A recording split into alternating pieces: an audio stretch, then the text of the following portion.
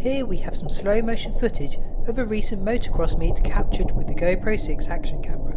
Shooting at 240 frames per second limits the options and settings somewhat, and since the camera decides how it wants to record the action, all I can do is point it in the right direction.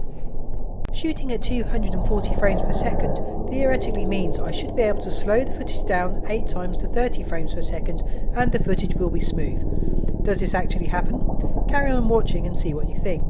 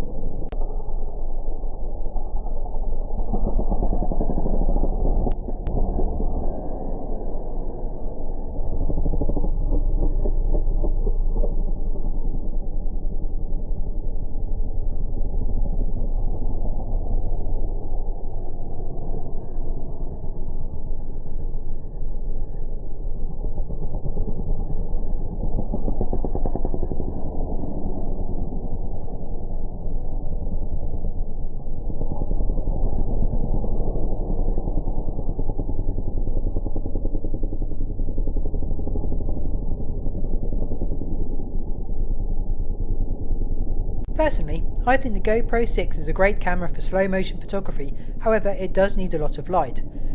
The day of this motocross meet was dull and overcast and the light levels were far from ideal. That said, the GoPro has done a good job and I am more than happy with it.